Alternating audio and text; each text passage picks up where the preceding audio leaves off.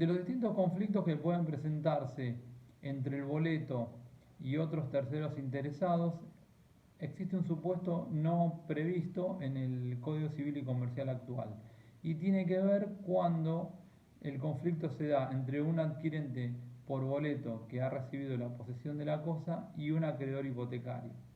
Como sabemos, la transmisión del inmueble con causa en un boleto en principio no es una situación registrable, por lo tanto es absolutamente posible que el mismo transmitente constituya una hipoteca en favor de otra persona. Atento que los asientos del registro lo siguen indicando como el titular registral del inmueble. En ese conflicto han existido durante las distintas épocas diversos criterios, no ha habido una unificación en torno a esta situación. Como antecedente y de manera quizás más acabada, ha sido tratada esta cuestión en un plenario de la capital federal, Todros con Todros, el cual hemos dejado como anexo a este video, en el cual el conflicto justamente trataba cuando una persona había hecho entrega de la posesión y suscrito un boleto de compraventa siempre con fecha cierta, ¿sí? No, el boleto sin fecha cierta no es oponible. Y por otro lado, como mantenía la inscripción registral, había constituido hipoteca en favor de otro sujeto. En el conflicto dado, el tribunal, básicamente sustentada su sentencia en, en, el, en las palabras de Jorge Alterini, resuelve que triunfa aquel sujeto que haya tenido inscripción o posesión de buena fe. ¿A qué hace alusión con la buena fe? Bueno, a que no haya conocido ni podido conocer la existencia de otros derechos reconocidos por la misma persona. Es decir, si el acreedor hipotecario hubiese sabido de la existencia de la posesión en favor del adquirente por boleto, más allá de que tenga escritura a su nombre, no puede invocar su buena fe. A contrario sensu, si el adquirente por boleto conocía de la inscripción hipotecaria previa, tampoco puede invocar buena fe frente al acreedor hipotecario. En el caso concreto, en Todros con Todros, la sentencia termina decidiendo en favor del adquirente por boleto de fecha cierta con posesión, fundando su sentencia en el hecho de que como el adquirente por boleto ya había recibido la posesión del inmueble, el acreedor hipotecario no podía invocar buena fe, ya que una simple diligencia como hubiese sido acercarse al inmueble objeto del contrato y constatar el estado de ocupación, hubiese advertido que quien lo estaba poseyendo no era el transmitente, sino el adquirente por boleto. A este fundamento sustancial agrega un segundo elemento que está vinculado con la titularidad del derecho real.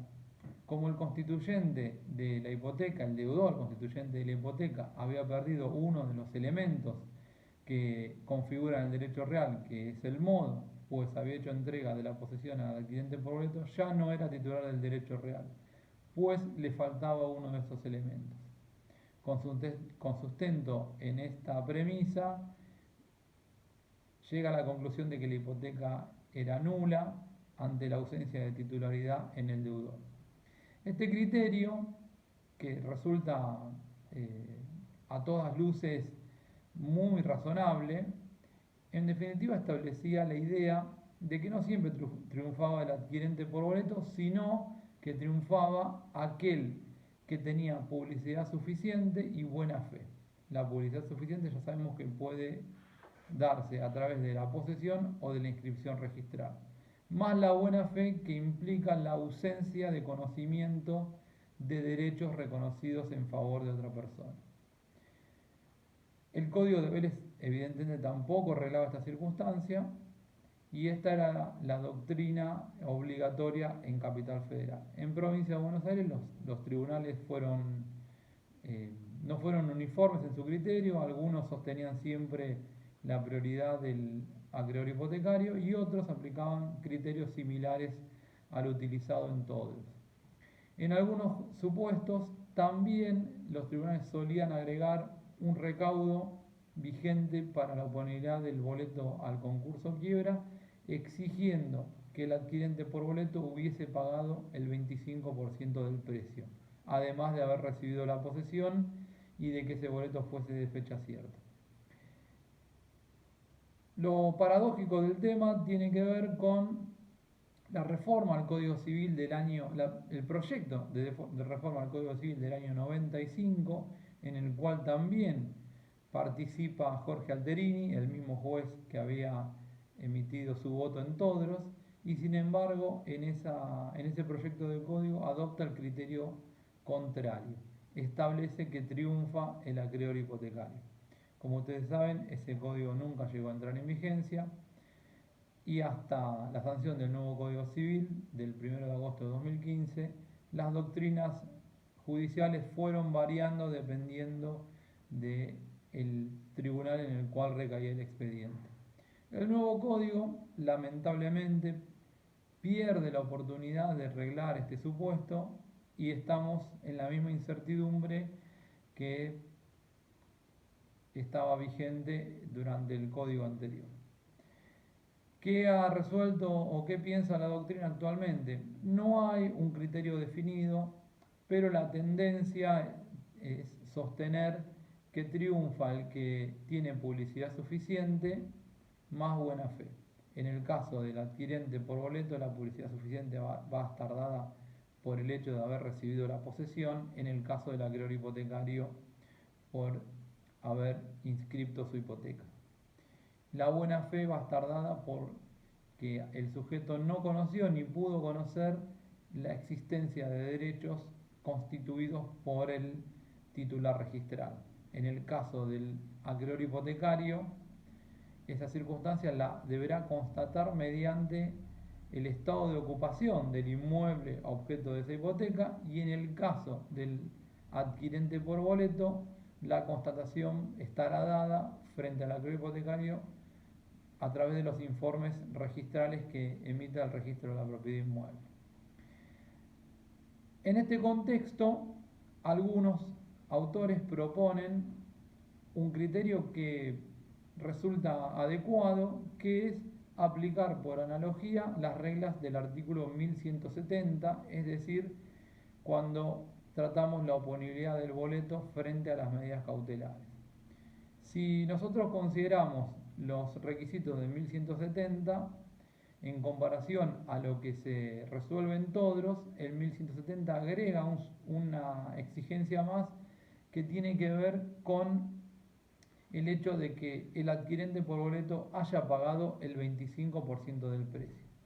Por lo tanto, si aplicásemos el criterio del 1170, tendríamos que para que triunfe el adquirente por boleto frente al acreedor hipotecario debería acreditar que recibió el inmueble del titular registral o que puede subrogarse de manera eslabonada hasta llegar a él, que el boleto tiene fecha cierta, que pagó el 25% del precio y que ese boleto tiene publicidad, lo cual podría darse a través de la publicidad posesoria. En el caso de que sea posible la registración del boleto, también podría darse la publicidad de ese boleto a través de la inscripción registral. Ahora bien, dependiendo del lugar de la biblioteca en el que nos ubiquemos, la cuestión básicamente va a estar dada por la exigencia o no para el adquirente por boleto de acreditar que pagó el 25% del precio, ¿sí? Y en este supuesto no hay uniformidad de criterio. Hay autores que entienden que debe aplicarse por analogía lisa y llanamente el artículo 1170 del Código Civil, y hay algunos otros autores que entienden que le bastará al adquirente por boleto con acreditar publicidad suficiente, en general a través de la posesión, fecha cierta en el boleto y ningún otro recaudo adicional. Claramente sí, obviamente que ese boleto haya sido suscripto por el titular registral o que pueda subrogarse en una cadena de sesiones hasta llegar a él. Bien, estas son las dos corrientes básicamente en las cuales ronda la idea de en qué supuesto podría triunfar el adquirente por boleta frente al acreedor hipotecario.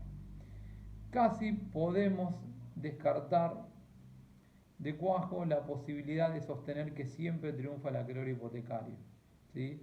Es una idea que no ha calado hondo en la doctrina ni en la jurisprudencia y que solo ha quedado un resabio producto de este proyecto de reforma del Código del año 95 que bueno, nunca llegó a ser ley. Pero salvo esa introducción, que probablemente haya tenido también alguna injerencia de cierto sector financiero, en cuanto a los criterios jurídicos, siempre la, eh, el triunfo va a estar dado por quien pueda acreditar publicidad suficiente y buena fe. Con esto cerramos este video en relación al conflicto entre el adquirente por boleto y el acreedor hipotecario.